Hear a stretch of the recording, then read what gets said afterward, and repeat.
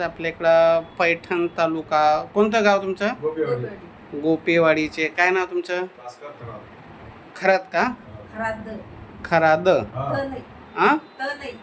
खराद. हा, खरात साहेब आणि ताई आलेले आहे. त्यांचा मुलगा आहे. हा, आणि कुठं राहता ताई तुम्ही? कांचनवाडीला.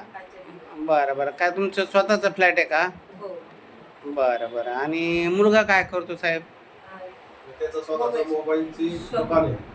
मोबाईलची दुरुस्ती आणि विक्री. आणि सरासरी काय महिना किती पडतो? 80,000 रुपये महिना पडतो. बरं. आणि शेती किती तुम्हाला? 6 एकर शेती आहे. स्वतःचं इथं कांचनवाडीला घर आहे, फ्लॅट. हां, आणि मुलाला 70-80,000 रुपये 80. बरं बरं. 80,000 रुपये महिना पडतो. किती मुलं मुली तुम्हाला? 2 मुलं आहे. एकच झालं आता, हा एक बाकी आहे. बरं बरं. काय अपेक्षा कशी पाहिजे सुनबाई आता? सुनबाई म्हणजे सुशिक्षित बी, म्हणजे लागलेली असली तरी चालेल. हां हां. जॉब करणारी पण. हा, नसला जॉब तरी त्याला मदत दुकानात केली तरी चालेल. त्याला मदत केली तरी चालेल. हां हां. आणि असली तर चालेलच. असं समजून घेऊ, काय अडचण. पण शिकलेली पाहिजेच. हां, शिकलेली पाहिजे. हां हां. बरं बरं. चालेल. तुमची माहिती यूट्यूबला इंस्टाला टाकली चालेल ना? हां, ताईचं म्हणणं आहे चालेल, टाकून देतो.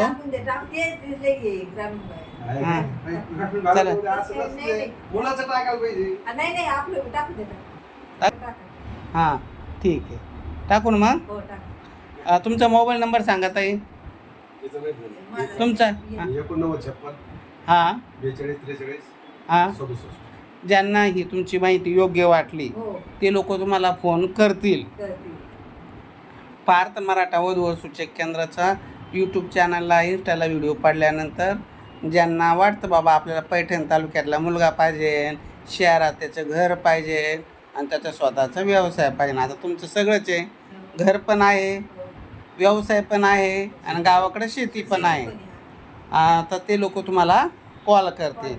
किंवा ज्यांना यांची माहिती योग्य वाटली तर माझा संपर्क नंबर आहे 9403 41 40 87. माझ्याशी संपर्क करावा.